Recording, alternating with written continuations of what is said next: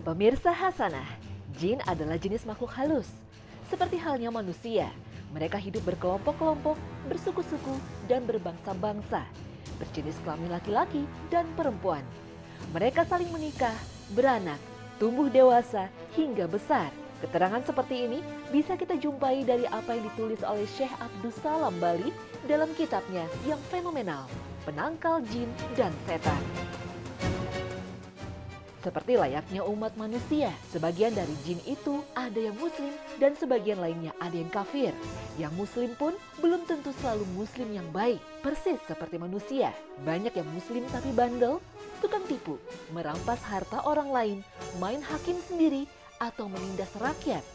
Al-Quran Al-Karim menyebutkan bahwa sebagian mereka termasuk jin baik dan sebagian lainnya termasuk jin jahat.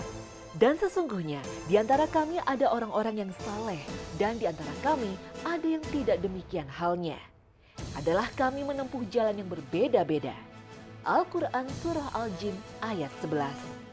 Pertanyaan yang kemudian mengemuka adalah, apakah jin juga bisa mati seperti layaknya manusia?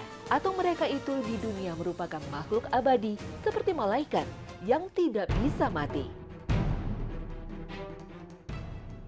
Memang disebutkan dalam Al-Quran bahwa iblis itu tidak akan mati selama di dunia. Kematiannya ditangguhkan Allah Subhanahu wa Ta'ala lantaran permohonannya sendiri kepada Allah Subhanahu wa Ta'ala. Iblis berkata, "Ya Tuhanku, berilah aku waktu sampai hari mereka, manusia, dibangkitkan." Allah merespon keinginan iblis ini dalam firman-Nya.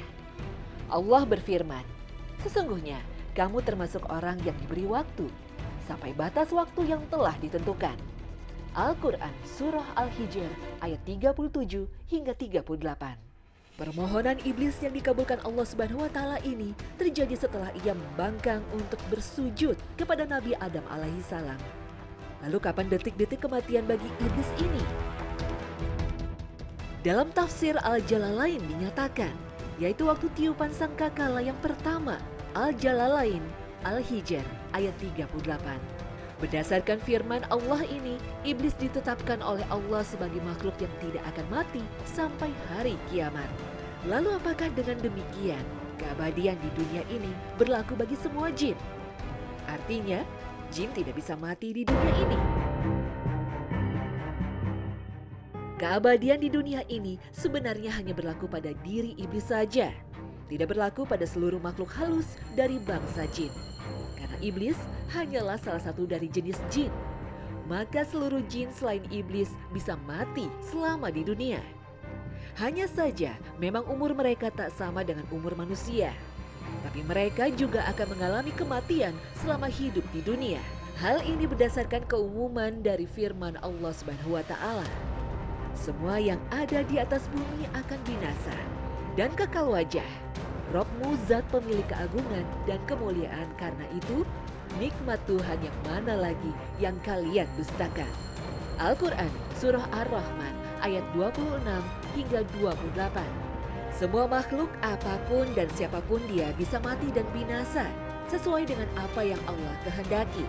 Ibnu Abbas radhiyallahu anhu meriwayatkan bahwa Nabi Shallallahu alaihi wasallam dalam salah satu doanya, beliau mengucapkan, "A'udzu bi'izzatika allazi la ilaha illa anta allazi la yamutu wal jinnu wal insu yamutu." Aku berlindung dengan kemuliaanmu yang tidak ada Tuhan yang berhak disembah selain Engkau, zat yang tidak akan mati, sementara jin dan manusia akan mati. Hadis riwayat Bukhari dan Muslim. Kematian jin pun bahkan bisa terjadi karena dibunuh oleh manusia. Artinya, manusia bisa membunuh jin. Pada penaklukan kota Makkah, Khalid bin Walid radhiyallahu anhu pernah diperintahkan Nabi Shallallahu alaihi wasallam untuk menghancurkan patung Uzza, pohon keramat yang disembah orang musyrik jahiliyah. Setelah Khalid bin Walid menebang ketiga pohon yang dikeramatkan di tempat itu dan menyerang setiap orang yang mencoba menghalangi, Khalid bin Walid menghadap Nabi Shallallahu alaihi wasallam. Maka Nabi Shallallahu alaihi wasallam bersabda, "Kembali, kamu belum melakukan apapun." Khalid pun segera kembali ke tempat itu. Tiba-tiba banyak orang naik ke bukit, mereka memanggil-manggil, "Wahai Uza, wahai Uza." Khalid pun mendatanginya.